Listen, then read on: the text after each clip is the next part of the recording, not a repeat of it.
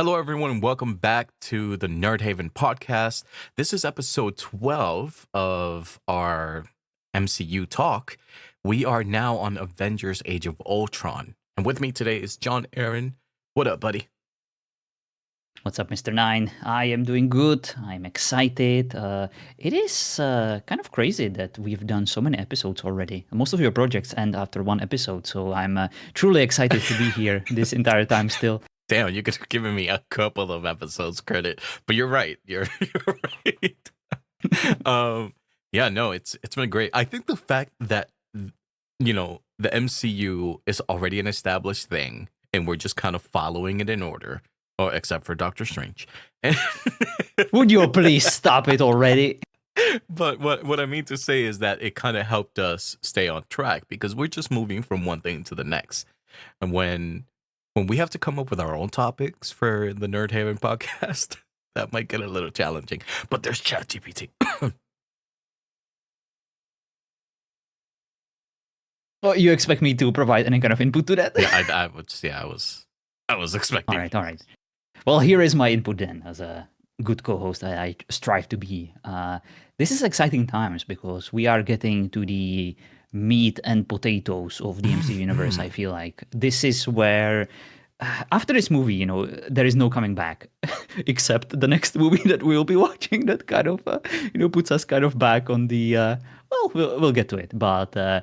This movie, you can definitely feel the gravitas of the situation kind of closing in, and the culmination of all these storylines will end up playing an important part in all the characters present in this movie. And I think I would like to make a prediction if you would allow me to.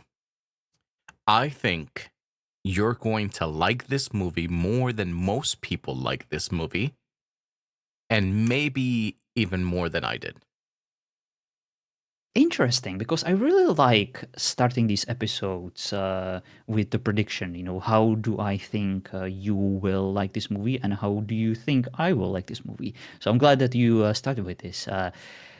I can tell you right now that this is definitely not my favorite movie. There are things I like, there are things I even like quite a bit, but there are a lot of things that I hate about this one, unfortunately, and we will definitely get to those. I'm surprised to hear, though, that this movie may not be I would say, the popular pick of conventional MCU fans. What do you think that is? So I think there, like what you just stated, I think there is a lot to like or maybe even love in this movie if you cut it into pieces.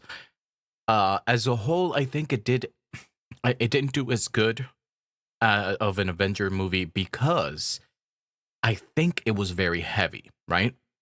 It dealt with a lot of reflections of characters and things like that. So that fun aspect that we are used to was a little lessened. And I think following the fact that it came after Guardians of the Galaxy was a change in tone for the worse. Like I guess I don't want to say that, but like when you go from a very fun movie and the next one that you're coming back to is very dreadful or darker in theme, it's a little harder to get into. Yeah, I think I understand. It basically suffers from the same thing that some of the previous movies suffered. The heaviness, the sadness, the desperation, the anxiety of the second phase, right? Right. Many of the movies are probably disliked from this part of the MCU universe because of it. Yeah, so I do think this one was definitely not my favorite, and because for me it's just not as rewatchable. It always comes down to that. But if we're gonna get into some of the things that I did enjoy about this movie, starting off, that opening sequence was kind of amazing. The Avengers are like a well-oiled machine, and then from the very beginning they're working together, they're kicking ass. That scene was awesome. I skipped it. Huh? I skipped it, most of it. Oh yeah, because you don't like action. Oh my god. I like action. There are certain situations, there are certain choreographies that I absolutely adore that I would never dare to skip. But like Avengers fighting robots in a snow, cinematically, of course, it's impressive. But like I've seen it all. Hearing those one-liners, it's like, ugh, I know who you are. I know why you're saying this. It does make sense, but I've been here before, and it's Yeah, it was just very like comic panel brought to screen.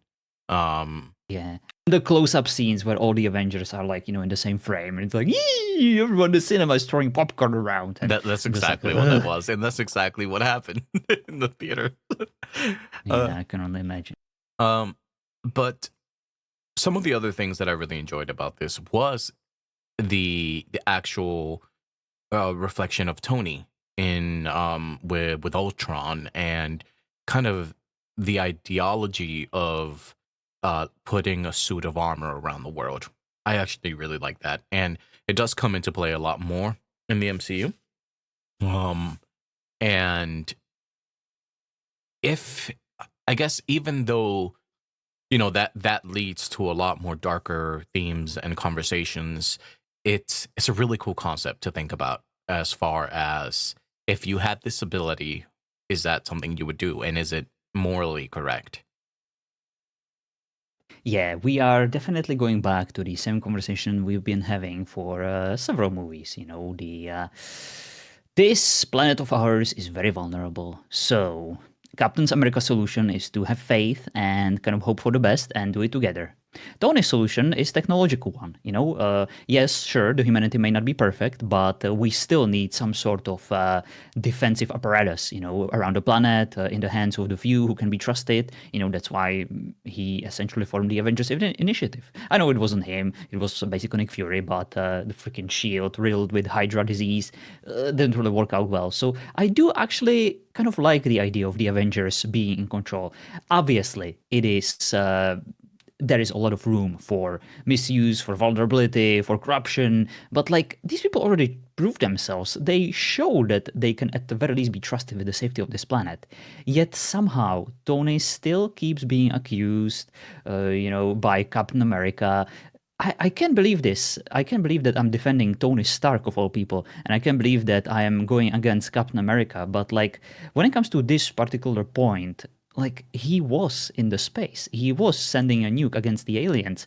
The New York got leveled into the ground by a freaking invasion fleet. Like there are obviously some of these devices, some of these stones or artifacts that have incredible amount of power. And like, what are we gonna do if we get attacked by a fucking fleet from outer space? We're gonna need something. Sure, we can destroy ourselves in the meantime, by sending nukes, but we already have nukes, right? We already have the means of like mass destruction. So like it doesn't really hurt, right? If we create some kind of initiative that would help us at least feel a bit safer.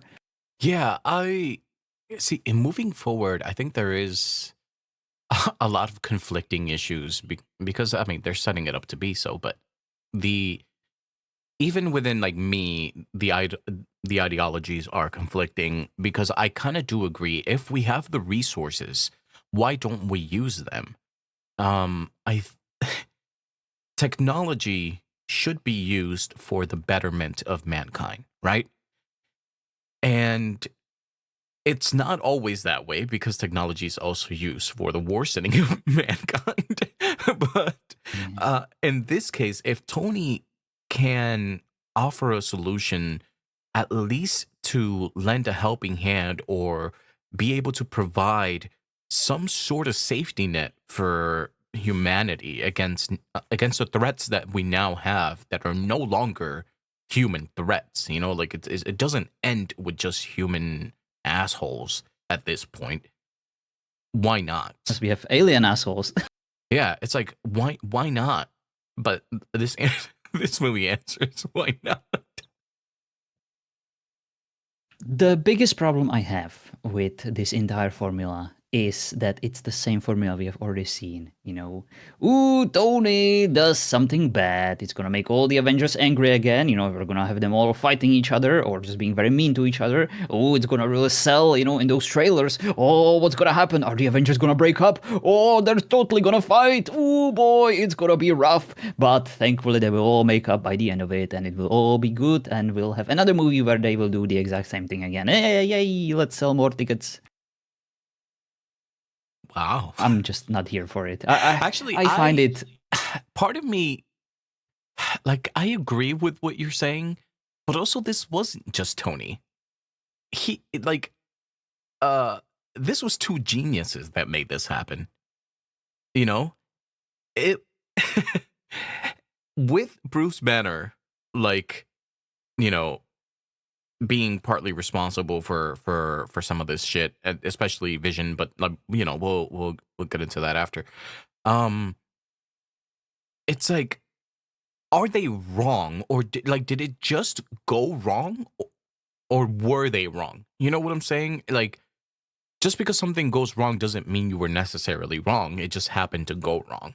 And even with Ultron, I don't regret them doing this. like, because did he introduce the problem, or was the problem already inevitable, and he just kind of sped it up, but it ultimately led to a faster solution, if you ask me. It sounds like such Yeah, a weird way of thinking about it, but I know exactly what you mean, and I feel like it would be foolish to expect Tony Stark to not be consistent with everything that creates his character, with everything he is. He's the thinker, he's the mad scientist. He even says it in the freaking movie, and he does what Tony Stark would do. And everything that happened in this movie is exactly how Tony Stark would act. And he was consistent. I don't blame him at all. I genuinely buy the fact, especially after the Iron Man 3 movie, that he cares deeply about this planet. He cares deeply about his loved ones. And I kind of turned the 180 on Tony Stark at this movie. You know best of all people how much I hated his character at the hmm beginning. But there were certain things that I enjoyed about his growth. And I feel like in this movie, he finally turns into a character that I can seriously get behind. Sure, he does make like a few stupid jokes, yeah, about the nukes and stuff, but it's kind of nice. I do like it. And especially after the Iron Man 3 movie, I genuinely buy into his character.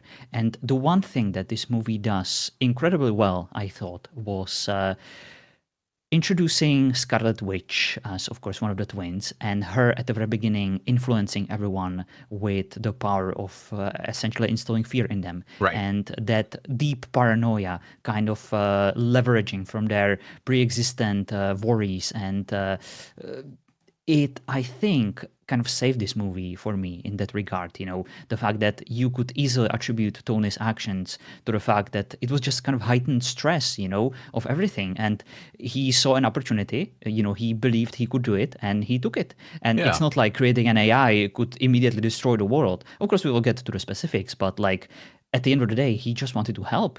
He didn't really he wasn't even supposed to be successful. He just kind of wanted to explore the possibilities of it, and the fact that it worked wasn't really his fault per se. You could easily blame Bruce Banner too, yeah, for having exactly. a part in it. Yeah, and I completely agree, because it was out of desperation and the just like what you said, built up stress, right? Like, it was just a boiling point, I think, at that point of his his mental health that was just deteriorating. But at what point do you say, okay, well, like, if I can do something about it, why don't I? Like, if you look at the other side of the coin in this whole argument, would we have judged Tony just as much for inaction as we do for the actions that he took, knowing that he could have done something? So for me, it's like, I don't want to get too far ahead, but like, when they find the solution to Thanos and stuff like that, like, how much would we have hated Tony if he didn't do what he could have done? like, just because he, I don't want to spoil it, but I think Yeah, inaction lends itself to just as much judgment. It just happens that shitty things happen in this case. Indeed. Sometimes what causes death and destruction is simply apathy, not doing anything, not making a choice, not Hmm. deciding. Even if you make a bad decision, even if you choose wrongly, and even if you don't really see the consequences of your actions immediately, and then you end up saying, oh my God, at least you learned a lesson. At least you showed some kind of effort, at least you tried. And I feel like at the end of the day, as human beings who are inherently just filled with capacity to do wrong and to make mistakes, but to kind of learn from it. That's kind of all you can really do, Right. as a human on this planet. Yeah, and I love that you brought up the Scarlet Witch because I actually really enjoyed the role she played in this movie. Um, can't say as much for her brother, but I guess he played. I don't know. There was a key moment, I suppose. Um, Other than that, I think with her mind games exposing like the Avengers' deepest fears was it almost acted as another column to the foundation that was being built for like the fears of why we need this. And maybe some people took those fears and went left and some people took those fears and went right, but it doesn't necessarily mean that either side is wrong, you know. Yeah, it's a bit tropey, but Mhm. as a fellow enjoyer of the highly acclaimed Charmed series, Mr. Nine, I believe I'm not wrong in saying that, and we should definitely do a podcast about Yeah, that we show should. because I adore it. It formed me as a human being. It turned me into a man. It put some hair on my chest.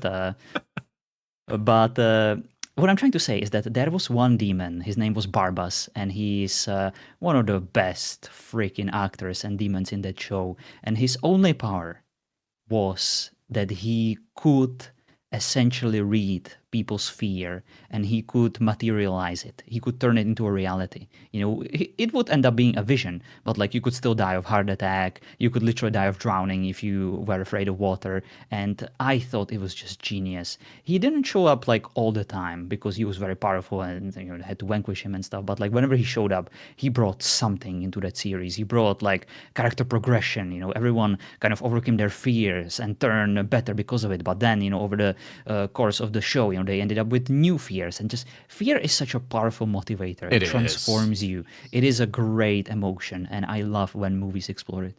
I always love the concept of fear, and especially when it is like handled to push desperation, um, because we as people will do some fucked up shit out of desperation or out of fear, and I think it's a great motivator for storytelling, no matter like the angle that you take it. But I thought that for this it worked really well.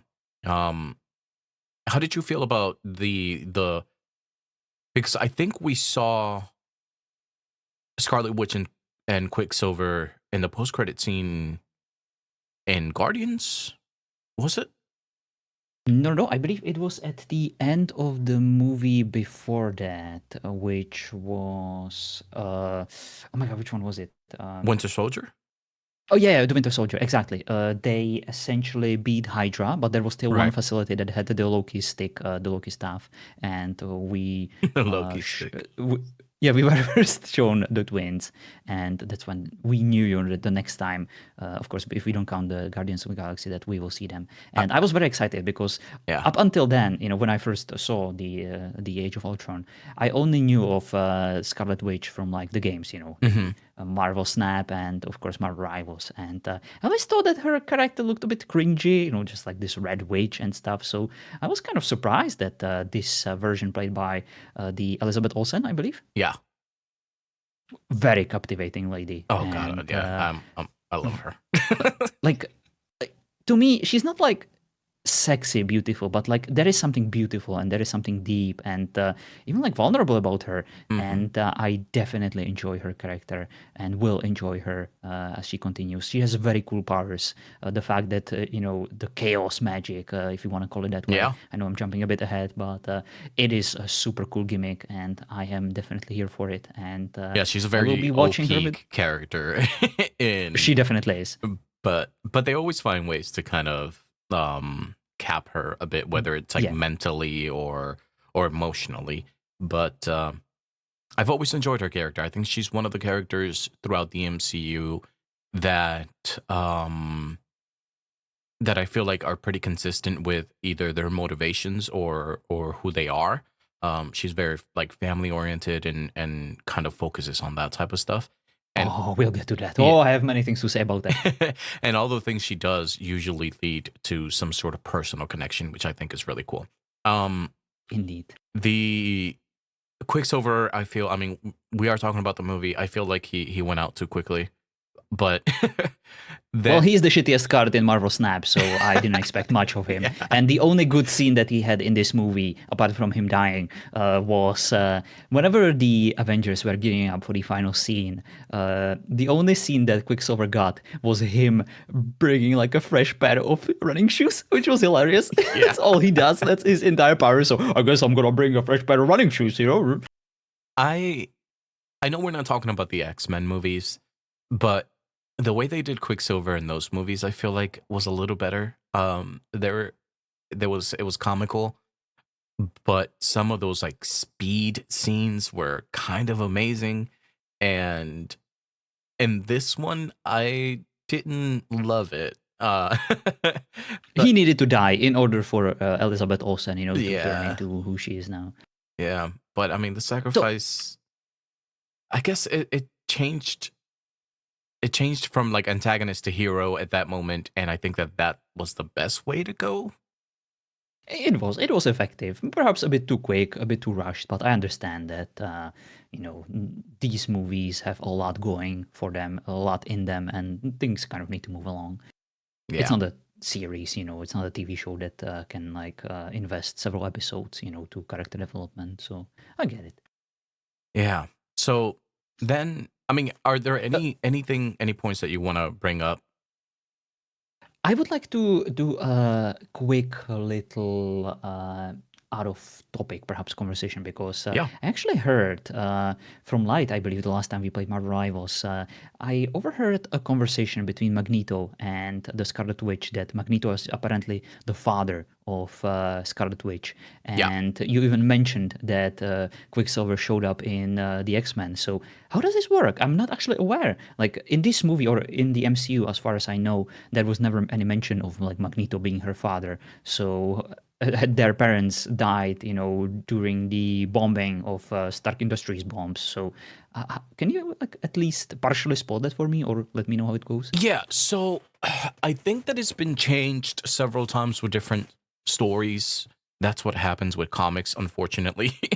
But Magneto, I believe, had um originally I don't think that they were actually his kids, but then when it it became a retcon, I think, and it was revealed that like Magneto was the father, and I think I want to say Maria or something, Maximoff, which was their mother, and it's always been kind of like an estranged relationship.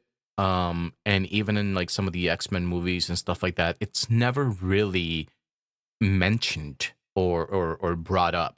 I think that there was one point in one of the movies, and we can have a discussion when we talk about the X-Men movies, that the Quicksilver character almost makes the connection that is this guy my father? Like like because of a comment that was made. He's like, "Oh, I think my mom knew someone back in the day that can control metal or something like that." And that's kind of like as far as it went. For the MCU, if I'm not mistaken, I don't think they have made any mention of it at all. Well, obviously we don't know who Magneto is in the MCU. And now with the introduction of mutants coming up, maybe that might change. Maybe it won't. But um so far all we know about the twins is that they were just in some sort of lab, and we don't even really know that they're mutants, you know? Yeah, I try to pick up on these things. I try to pay attention, but I don't remember a single reference to this. That's why I've been asking in case I missed something, because I feel like that would be an interesting, perhaps an important point, to bring up and to focus on. But Yeah, I it's good think to know that just I didn't miss depending anything. on the story writers, I think it's been retcon that they weren't, then it was retcon that they were. Then so it just goes back and forth. I think currently they the identity of their father is unknown. Just like leaving it open. Gotcha. Well, thank you anyway for at least explaining this to me. I'm definitely a bit more, I would say, knowledgeable now about at least the MCU part, so I'm excited to one day see the X-Men universe a bit more. Of course, now that those two kind of merge together, I it's pretty much inevitable for me, to learn. And eventually, we'll watch, the Wolverine and stuff like that. At least I feel like that's like the mandatory viewing. Yeah, you have And no of course, the idea Deadpool. how excited I am for mutants to be a part of the MCU. I've always loved the X-Men probably more than like Avengers type of stuff when like growing up um and I can't wait to see how they do it and they bring it all together. So Very cool. Very we'll cool. see. But yeah, All I right. do know the line that you're talking about. I think he says something about like, "Oh, you're talking to your father" or something now. Like it's You um made me proud, yeah. Wanda. So Stuff it's like always that. kind of interesting to see what type of stuff they bring in. All right. Maybe go back on track and may I read you some of my notes about the Yeah. beginning of the movie before we delve into the other Yeah, important that's why I didn't want to aspects get of too this. far ahead. Wonderful. So basically, one of my favorite lines at the beginning of this movie is the concentrate power on the weak ones. And I wonder who those are. Cough, cough, Hawkeye. The humans. Oh, he can suck a dick. He has no business being there. He is just a freaking anchor to them all, and he's slowing them down, by just being wounded. And they should have left him to die there. They would have been better without him. Wow. The next one would be, of course, Scarlett Johansson, because she's also kind of like she has a cool RGB suit in this movie, so I can forgive a lot because of it. But apart from that, it's just she should like pour them drinks, whenever they're like at their compound. But John, other than that, they those characters are the audience. We are them. We no, I'm can. definitely not a fucking Hawkeye, and I will explain why in the later parts of my notes. But yeah, for now, I have another question that might be related to Marvel Rivals. The Korean scientist slash doctor, is that Penny? From like the robot Spider-Man suit? I actually don't know. That is that's interesting, but I don't Oh, think so because Penny. those two are the only like Korean characters I know from the universe, so it's a bit racist. Yeah, because Penny I think is from like an alternate universe. But no idea. Well, she's definitely not the British Penny that Captain America is into, right? Well, was she Japanese? I thought she was Korean, South Korean. I have no idea. It is what it is. So she's a cool character. I liked the scene where she was like, "Is Thor gonna be there?" It's like, no, he's too busy freaking hating his life and being domestically abused by Natalie Portman. But we've already talked about that enough. So another scene that I really liked from the beginning of the movie was after the big fight. How the badass shield brunette makes a remark, what kind of monster would let a German scientist experiment on those twins, while completely forgetting that Captain America went through the exact same thing Right. voluntarily. It was kind of hilarious, he just kind of shut her down. Captain America has some cool comebacks, and I definitely. Unfortunately, this was like probably like my last scene with Captain America that I enjoyed, because everything else about him I absolutely hate. And Oof. the fact that he said language at the beginning of the movie whenever someone swore, just let him not swear. Let him be consistent with his character. Sure, you can make fun of him, but like, as Captain America, you shouldn't feel bad about it. That would be like, oh, he believes in God. He's a Christian. Oh, sorry, guys. I guess I'm going to be a Satanist now. I'm going to say bitch by the end of this movie. No, I hate it. In this movie, he truly loses what I found most captivating about him, the consistency. And there is another very important part that we will eventually get into, but I just wanted to bring this up so that, kind of prepare yourself for. I know that you probably hate him at this point because of how he didn't kill Bucky immediately where he stood, but we'll definitely Damn. find some common ground. Yeah, yeah, yeah. Oh yeah, and then of course we have the scene where Thor and Tony, keep arguing if Pepper is better or if Jane, of course Natalie Portman, is better. And I found this to be the ultimate irony of this podcast because both of them suck equally, and they both are losers for being involved with them. You do So not that I like found them. hilarious. I do not like them. That is very true indeed. But like other than that, I really enjoyed how like most of the characters that we have seen in other movies showed up in this one. Hmm. It was like a big grand cameo of like almost everyone, and I thought it was really cool. Uh, let's get to the biggest elephant in the room because the one thing that I found the most cringy and the most annoying about this movie Is it Ultron? was the I wish. It was the forced romance between Scarlett Johansson and Hulk. I hated Ah, everything about yeah. it. I just wanted to puke in my mouth every time it happened. And I thank not just the one and only God. I think to all the other gods, even the made up ones, especially the made up ones. I thank Thanos. I think everything in this or in any other multiverse that MCU decided not to let their characters bang ever. It's not ever explicitly shown because it's pretty obvious that those two would probably be forced to sleep together. And I think I would have to like I don't know just headbutt my monitor because I would just die of cringe. I don't see any chemistry between Scarlett Johansson and Hulk. I know that the movie really, really tried, and I'm sure that you will be arguing against me, but I hated everything about it. How did you feel about their romance? So I didn't hate it, but I didn't like it. It did feel a bit forced. And part of me almost felt like this was Natasha being Natasha. I think like I like her being flirty at times. It makes sense for yeah, her. like for me, I felt like this wasn't a real romance. She cared about him, and I think she was just going like along with it and being flirty or whatever.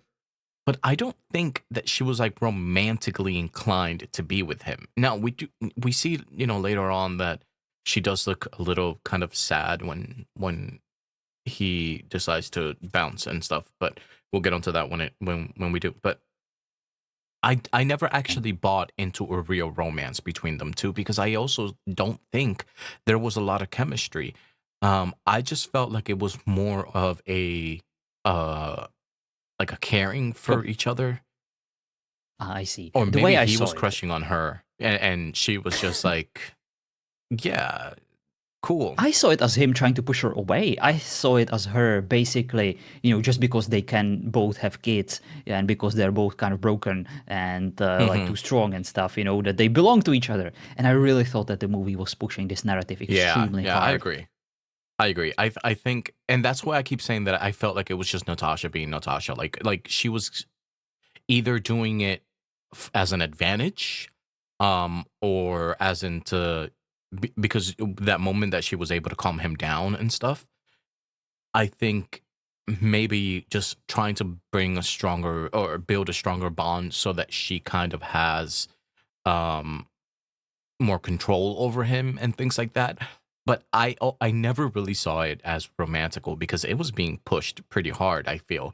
And I kind of saw that she was taking advantage of his mild manner, to be honest. Like that's how I saw it. Oh, I see. So you essentially interpreted it as another mission of hers. Basically, Hmm. I'm just a feeble human being. All I can really do, my only power is to essentially lullaby Hulk back into his human form. So might as well focus on it, might as well exploit it, and might as well practice it. And form a deeper connection with him for the success of this mission. Yeah, and maybe I'm completely incorrect, but that's the only thing that I got out of them, like showing vulnerability towards each other, and other than like deep understanding and like admiration or something like that, I was like, this isn't gonna be a thing. Yeah, to me, this argument sounds like a victim of like domestic abuse saying, "I deserved it." I just kind of slipped on a doorknob. Oh my god. Yeah, but you're right. It didn't feel natural or organic, as we say in the RP world. Yeah, well, it is what it is. It's just a part of the movie that I happily skipped on my second rewatch because I wanted to spare my guts of any unnatural movement or Yeah, explosion. and it just gets kind of pushed aside. We don't really care about it anymore. Exactly. It just gets pushed aside. Like, after this movie, there is nothing between them. Like, maybe like a few, how's Natasha? Nope. She's gone, and none of this will ever come back. So, thank God for that. Jesus. All right, let's talk about Ultron because that is the big part of this movie. Yes. So, how did you feel about the big bad robot who freaking shows up for the first time, all scary and creepy, which was kind of hilarious? I didn't like it. Ah, I okay, so there are some cool things about it, and I think that James Spader's like vocal performance was pretty good, even though it it did sound a little bit, I don't know, too cheery in my opinion, but it was there, very sinister. but yeah, but it was like intelligent and unhinged, and yeah, and dark, which I kind of liked. Um, I thought that Ultron's interpretation of peace, uh, like through whatever his mission was going to be, was kind of interesting. Like it was one of those things that are like, well, I mean, was he wrong, or he was wrong, but was he? um, I thought that at least that part was interesting. They made him, sarcastic and flawed in his own way, because excuse me, because he was kind of an amalgamation of the things that we know, or even like Tony and Bruce, and um created by people that aren't perfect themselves. But but I feel I like expected this answer. I feel like he fell flat, as even with the danger that he posed at the end, and how many people died, and how bad it was. I thought that he never, like, I don't know, I wasn't ever really that afraid, to be honest, um of the things that could happen. I was more afraid of the consequences that would lead from this, as in the Avengers um going at it towards each other, which we'll get into. than like Ultron himself. I see. So I have to admit that before I even watched this movie, like from watching like the materials, some of the like the screenshots or like kind Mhm. of like TV shows about this movie, I always thought that Ultron would be the big freaking Tony Stark robot. I initially thought that this Yeah. movie would be like Tony Stark building like a super duper Iron Man suit, that would eventually go haywire and decide to like destroy humanity. So that was my expectations when first watching this movie, Yeah. and I was kind of happy because I thought that this movie definitely had a lot of potential to go deep on some very interesting philosophical topics, but unfortunately, it really felt flat for me Mhm. because this movie, just like any others, suffered from the same exact flaw that these bad guys make. And I'm glad you brought it up because this will be a common topic that we will end up fighting over, I'm sure. I am not an advocate for genocide. That might surprise you after Mhm. our playthrough of Avatar Frontiers of Pandora, where I tried to genocide the entirety of the The Navi. native species, the Navis. Thank you. I can't even stand to pronounce their name. The disgusting creatures. But apart from that, when it comes to like humanity, our own planet, I am not one of those who would be like, yeah, Hydra had a good idea. Let's kill 20 million people, and that will surely bring some order, on this planet. Great plan, great idea. I love it. This is exactly one of those cases. Just like Loki, hey, let's rob people of their freedom of choice, and I'm sure they will be happy because of it. That will surely make their lives better, and it will make me go to sleep better at night. Because I will be a ruler, and I can justify this ethically for myself. So I thought the AI stuff in this movie was very stupid. You don't create the most advanced AI version ever, without any kind of restrictions, or you don't give it full access to absolutely everything. We see it right now, in this universe. There are fail safes. There are limited amounts of data and knowledge we provide, and of course limited amount of access. It would never happen that any kind of AI or program would get access to like nukes or launch codes or weapon systems or anything like that. Like, I'm pretty sure Stark saw Terminator, right? Like, the path, and like whenever the Ultron said that the path to peace is the extinction of Avengers, what? Like, sure, we might as well just nuke the entire world while we're at it. Yeah. I'm sure that will bring some peace and quiet. Actually, why not destroy the entire universe? That makes total sense, right? It will be peaceful afterwards. We can start over. The universe once created itself, from nothing. So I'm sure it will do it again. Let's just cause an entire freaking heat death of the universe. If we can, why not? That would be super peaceful afterwards.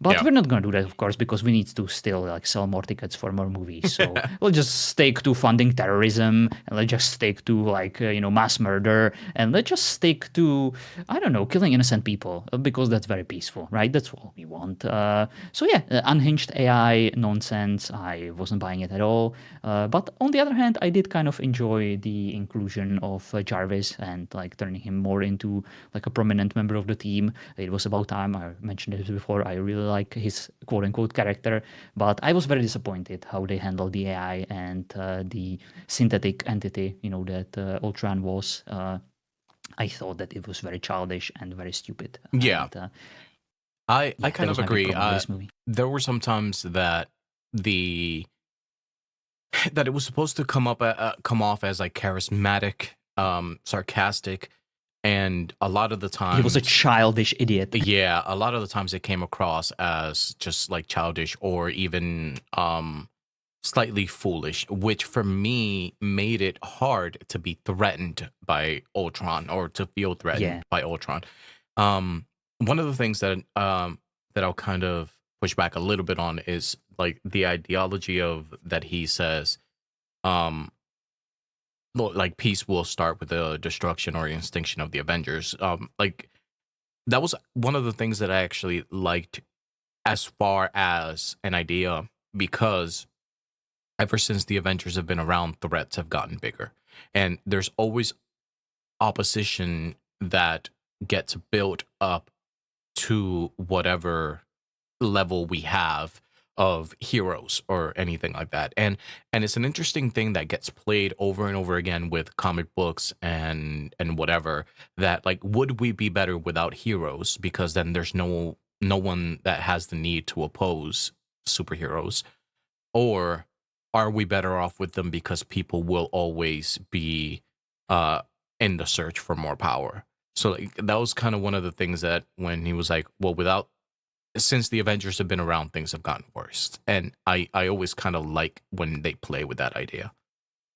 I see. I don't see it like that at all, because to me, Avengers and heroes are the reaction. They're not the action. I see these big threats as the action, and these superheroes are essentially the necessary reaction towards survival. They are the attempt to defending ourselves. Captain America was created not because the world like the United States wanted to conquer the world, by using an American soldier.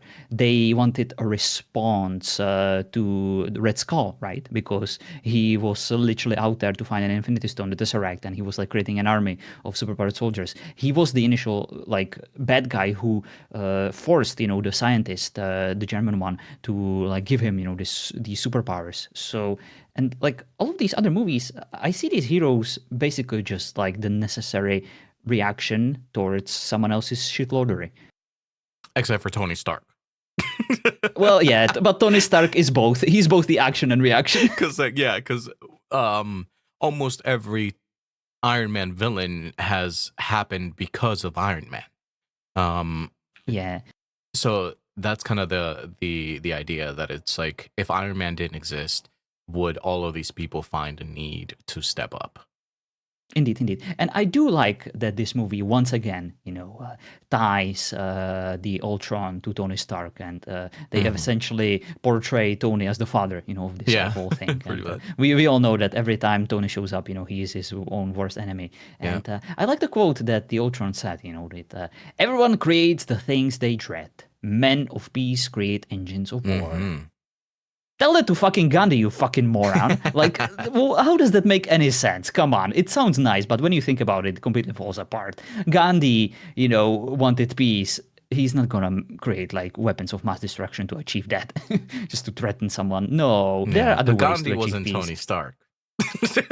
Yeah, but if Ultron wanted to bring peace, he would write books and he would That is make true. seminars and find Make more some TED effective Talks. ways. Yeah, TED Talks. He would create a podcast. There we go. Right, exactly. Like, you have way more that you could do with all this knowledge, Ultron. What the hell? Indeed, indeed. But apart from that, I did enjoy like some of the cool references to the later movies. It's quite obvious that this franchise knows where it's heading. Where they Oh, yeah. mentioned Extinction, Like the 5 movies Endgame, ahead or 10 movies ahead. Yeah. and I love it. And once again, if only Star Wars did this. Right? Like, have a The new clear Star vision Wars. instead of like, hey, let's write this as we go along and get different directors to do different things that will contradict each other. It's like, what the fuck? But anyway, we'll have a Star Wars talk one day. Oh yeah, I'm sure. How did you feel about Vision? Now, you said that you always enjoyed Jarvis and you wanted more inclusion of that into the movies. So we get that with Vision. And I personally think how it's really cool that he's kind of like this culmination of everything that there's good of humans and Ultron and Jarvis and the Mind Stone itself. It's and then they almost instantly prove it with his worthiness to yield Mjolnir, but he's not human. So like, how does that work? To me, Vision is the breath of fresh air. He is actually a character that I could get behind in terms of the in-depth thought process behind certain things.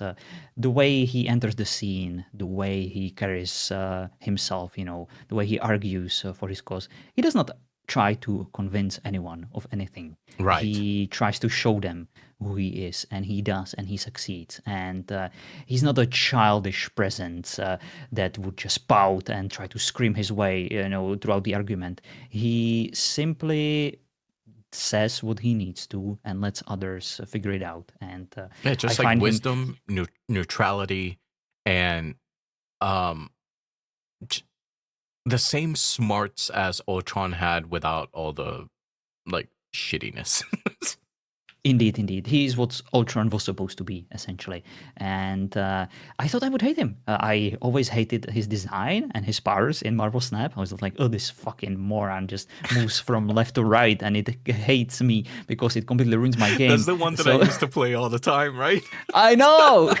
Fucking hate. You always play these horrible characters that are the bane of my existence, just like the wizard in the Demio game, Oh my god. teleporting yeah. me left and right into the lava. So yeah, I didn't expect much of him, but immediately after watching this movie, I was a big fan of Vision. And obviously, we learn that the Loki staff was equipped with an Infinity Stone. Can we just point out the idiotic idea of having a yellow stone or an orange stone in a completely blue staff? Like, how does that make any sense? I know that the Tesseract already has the blue one, but like, make the staff fucking yellow or orange, okay? It's not that hard. Fucking morons. Yeah, I know that threw me off the first. It was like, como what? What was the point of that? But I guess it was just the power itself within it. But I don't know. Indeed, indeed. But when I first watched this movie, up until this scene, I had no idea that an Infinity Stone was actually in the staff, and I thought it was a very cool reveal. What was not really cool when it comes to the Infinity Stones was Thor, like in his enchanted state when he was seeing his fears, like having these visions of Heimdall, and somehow he like sees these Infinity Stones and he gets a hold of this grand plan of like someone behind the scenes like trying to collect them. Like, how did you get there from being afraid and like Scarlet Witch trying to like immobilize you for a moment? Like, how did you all of a sudden learn the most guarded secret in the universe that no one freaking shared? Like, I understand that there were certain like ties, certain references to it, and of course Thor is a god, so who knows? Maybe Heimdall actually did see him through his vision, and I guess you could argue with that. But like, I thought that those were some very shallow waters that he was sinking in, and that he was trying to like swim deep into those ends. I know that's a very shitty metaphor that I just made, and I apologize, but I thought that it had a lot of potential to give Thor like a cool place in this movie to discover something very sinister, something very dark, something very important, but it went about it the very wrong way. Yeah, I agree. There were certain things about like um Thor as a whole in the entirety of the MCU for me feels like the most inconsistent character. Um and it's not Chris Hemsworth's fault at all. The way that he plays him He's is, amazing. yeah, he's amazing and he fits the role perfectly. Just from movie to movie, he almost feels completely different in tone and in mood and in sometimes even interactions, and it kind of sucks because he's pretty cool character, and as we met him originally, he becomes one of my most forgettable characters in the MCU as it goes along, and it kind of sucks for that type of character. Absolutely. It's rather sad that my favorite scene of Thor in this movie, apart from him like stopping the vision and like finishing him, his creation, that was kind of cool. I did enjoy that. Right. But like, my actually favorite scene was when Thor like discusses his hammer's balance, with Vision, and it's like it's so well balanced, and I was like, Yeah. this reminds me of badminton, because in badminton you essentially have like two types of rackets, or like two most important aspects of them. First is like the rigidity of the little part between the part where you hold it and between the stringy part. So basically, the more rigid it is, the more it's kind of oriented towards smashes and like offensive style, and the less rigid it is. Or I guess the more it kind of like can like bend over, that's kind of like more technical. But then there is also the difference in weight. Certain rockets are kind More of top weighted heavy. more, Yeah. more towards the top. Others are more kind of like balanced, equal spread of the weight, and others are like extremely into the hand. And all of those have like various use cases Yeah, for same like thing with technical like ping play, pong paddles. defensive. Yeah, exactly. And I thought that was like a very cool reference, the fact that they are kind of going in depth on even these aspects of these weapons. I did enjoy that little piece of There trivia was about Mjolnir. Yeah, there was a scene, speaking of Mjolnir, it's like the elevator's not worthy. That Oh, that was stupid. that Fucking scene is assholes. so cheesy, but I fucking love it. It was kind of funny. Just because they're all just kind of like wondering how this works and just making comments. It feels like such a realistic conversation between like friends, but it is very Indeed, silly. indeed. And then yeah, I guess I did have a note about Banner and Natasha, but we went over that. Um, No, no, there is still one thing that really rubbed me the wrong way, and it was the entire family of Hawkeye. And whenever his stupid ass wife was like, "What about Ned and Dr. Banner? How long has that been going on?"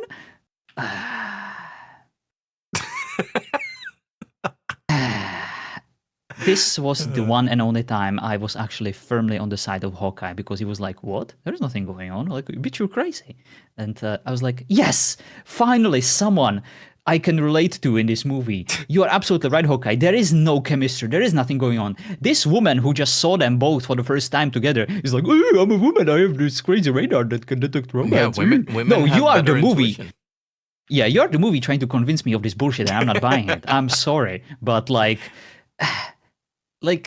there is nothing going on. She's absolutely crazy.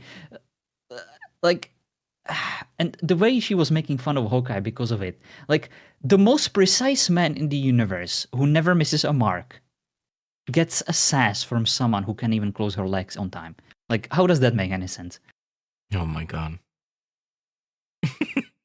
Yeah, it's horrible. The what did you think of the final battle?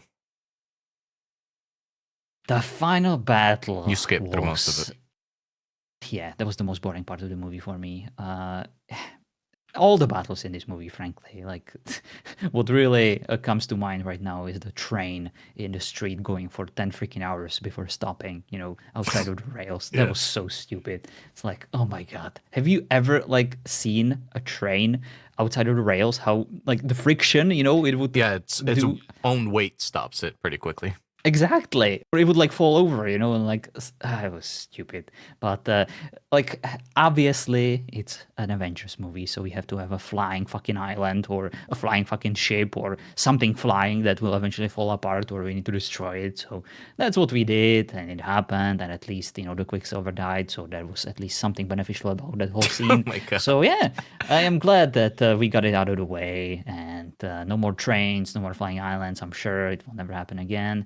And somehow Hulk gets into space from there, which is like, or at least I do believe that the next time we will see Hulk, it will be in that third Thor movie, in the space. So I was like, Yeah, I guess. he kind of GTFOs along with Thor as well, because we can't have them conveniently around for specific events that happen.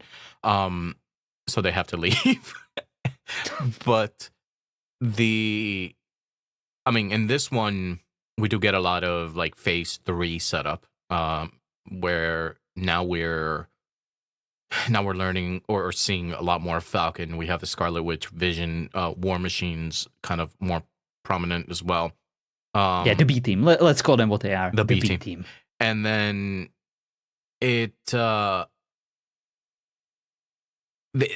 this movie also felt like a long segue to more things that are to come. And I think that was one of his detriments, in my opinion, is that it felt overstuffed, I think. Um, it while it did have some good character development for some different people and pushed those narratives along, I think the movie was overstuffed with the fact that they were trying to introduce different avenues for different projects moving forward.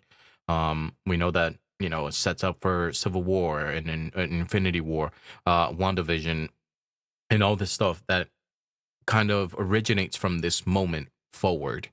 And I don't know if the fact that it was struggling with so much world building and personal stakes in different characters, I'm not sure it succeeded as an individual movie for me. Yeah, I think that's a very good point to bring up, because the one thing that we always appreciated about these MCU movies was the fact that they are essentially episodic parts that always like set up other movies and stuff. But like maybe this movie, it felt like it was like the entire purpose of this movie, right? There was like maybe a bit too much of it. Too Like much. you cannot skip this episode, but like, is this even like an episode? Because all of it really feels like this is very important for what happens next. But Yeah, like what it's actually very happened in important. this movie, it wasn't exactly like all that enjoyable. I don't know. It didn't exactly make me. I didn't enjoy it because there were like some in-depth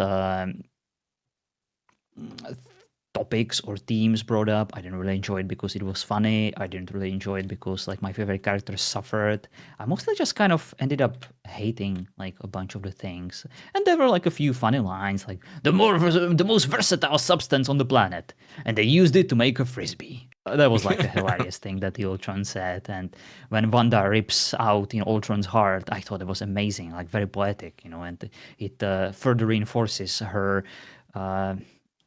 Ultron was very emotional, but like Wanda is also emotional, but like in Yeah. a very different way, in a very relatable way, in a very visceral, very hurt way. Yeah, And she's very grounded to her humanity or to her emotions. And it's kind of one thing that I always like about Wanda, which yeah, it's beautiful. it's an interesting contrast to Vision, right? Because in many ways Vision is so pro life and pro beauty of existing that that is how he processes emotions, and I think that that's what makes it later on, like that's what works so well with Wanda and Vision, um is the fact that they can connect on something that they each see differently, and I think it's pretty cool. Yeah. Vision and Wanda are like the both sides of the brain, like the left and right Yeah. part. They are the not exactly the exact opposites, but they do complement each other so Right. well. And of course, their story, Like we Natasha and will Bruce. explore it some more. I'm kidding. Natasha Romanoff gets a video of a child named after her. And how does she respond? She calls him fat.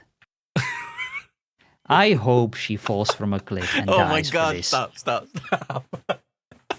I genuinely do, because Oh god. she is the worst, and I will leave it at that. All right. Well, do you have any other notes before we get to our rankings? Last one, if I may. Tony and Captain America have a heart-to-heart about living the simple life. Building a farm like Hawkeye, and Is that what does Captain America say? the firewood? Oh, yeah, yeah, exactly. So Which good. was very cool. Like, I know that meme, of course, very well, where Captain America freaking rips the freaking firewood, apart with his bare hand. He is in such a good shape. My God. It's kind of unfair that there are people like that, but hey, I'm sure he took many steroids for it, so he worked very hard for it. But to quote, the importance of the scene, especially for later movies, I don't know. Family, stability, the guy who wanted all that went under in ice 70 years ago. And I think someone else came out. I am home. What a wonderful way, to grow your character. He came such a long way. Captain America, just going forwards, not backwards. It makes total sense, right? He evolves, he changes. He's not stuck in his ways. He understands that you need to look ahead instead of looking backwards or going backwards. Let's remember this moment for what happens in the next movies, and let's just reflect on it. The fact that Captain America would not go back to something. He is, he has a mission, he has a goal, and he does well. And he does not dwell on the past. I'm done. Yeah. And we'll see where we go from here with Captain America. Indeed. Oh, one last question. I need to post this in the Discord channel. Okay. Because it's a screenshot that made me very confused. Okay. Let me find it. I know this is great content for the podcast, and I apologize. Put on some elevator music while I'm doing this. Oh my god, why do I have so many freaking channels on my stupid Discord? Wonderful. I did post it. So essentially, the last scene where Captain America is like, Avengers B team assemble. BT. This B-Vengers. This is not Elizabeth Olsen. This person is an imposter. She looks nothing like her. Am I completely crazy? This is not Scarlet Witch. I think it's just a weird angle, or maybe CGI'd. It must be, or they like put some kind of different makeup on her. But this is not her. This is not the same actress. Yeah, it they doesn't look casted like someone her. else. Yeah. But it has like her cute little nose. So I'm thinking maybe it was CGI. Um, like maybe it was a stunt double and they just put her like deep fake face on it or something. Oh, it was gross, and I noticed, and uh, it's just egregious to me. So we're Like, looking why at wouldn't the you use scene her? from the end, like where he described, and she Showcase it on the podcast. she doesn't. Oh yeah, let me see. Let me pull it up here. Oh, like right now in post production. Come on, we're not like streaming it live. Post-production. No, but I mean I'm recording it live, so I can show it. Oh my god, great content, guys. Yeah, no, but it doesn't look like her at all, which is weird. Yeah. Maybe it's just a weird angle, but yeah, it truly stood out to me, and I was like, ugh, this is just a nail in the coffin of this movie. But then, But of God, I course, in love the her in that post-credit red outfit scene, though. yeah, it's very cool. But the post-credit scene, we have to bring that up before we do our final rankings, because that's where we finally get, the fine, I'll do it myself. The way he says it is so cool. It gives me It's so chills. good. Yeah. Yep. We've been waiting for that. Yeah. Since what? Avengers or maybe before? We're like We've been waiting patiently, but this movie truly, finally, decides that maybe it's time for the true threat to reveal itself and to finally connect all these dots. Yep. And of course, give us the Ant-Man movie, yay! Because that makes sense, right? Oh my god. Yeah, so yeah, let's pitch all that up and let's enjoy some wholesome quality family time, with the Ant-Man. Yeah, I can't wait to talk about that one. Oh boy. Yeah. I can't wait to talk about it. We're gonna have my wife on for that. I gotta figure out our setup here. I gotta plug in my other microphone and stuff. But yeah, I think that Ranking time, sir. are you good with all your notes and rants? As if there was more to add. Come on, I went very deep. But yes, I'm good, thank you. Sounds good. Well, guys, that was Avengers: Age of Ultron, and apparently we are not huge fans of it. So let's get to our ranking to see where it lies. I'll go first because John's always the surprise here. I put this second to last. So at the bottom in the basement for me is Thor: The Dark World, and then Avengers: Age of Ultron, which is under The Incredible Hulk, and Iron Man 3, Iron Man 2, Captain America: The First Avenger, Thor, Doctor Strange, Guardians of the Galaxy, Iron Man, The Avengers, and Captain America: The Winter Soldier as my number one. Interesting.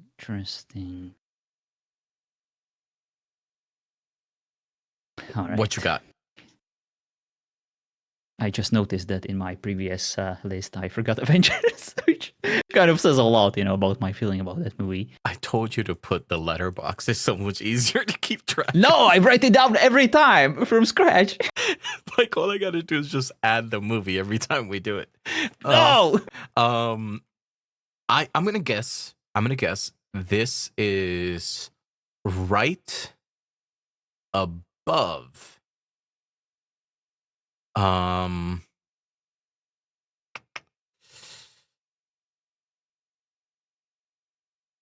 gonna say Iron Man. In a way, you are right. It is above, but not right above. Okay, go ahead.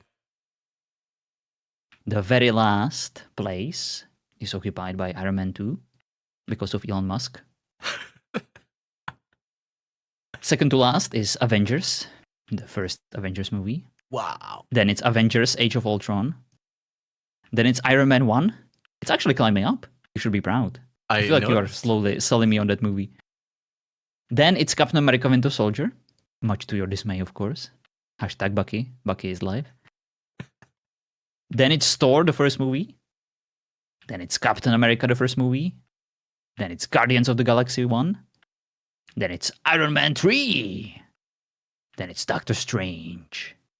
then it's Hulk, and Thor: The Dark World, still number one.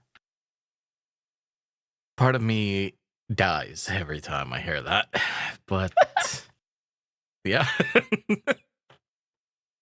So that's it. We're 12 movies in the MCU, and next we have Ant-Man.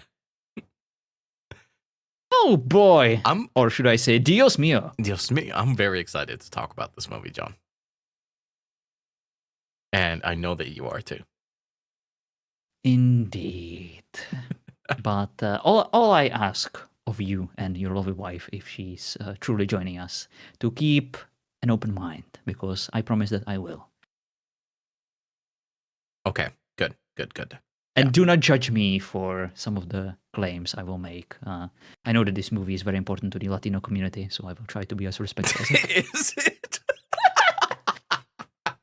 We were so well represented in this movie, John.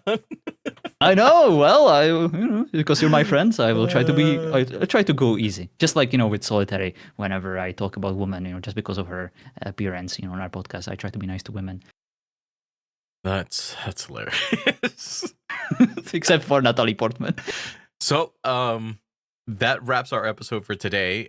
Tune until next time, where John gives you a disclaimer towards women and Hispanic people. And as we talk about Ant-Man with Paul Rudd, and we continue our MCU talk. So thank you guys for hanging out. Thank you, John. And we will see you all next time. Thank you, Mr. Nine. Have a good one, nerds. Peace.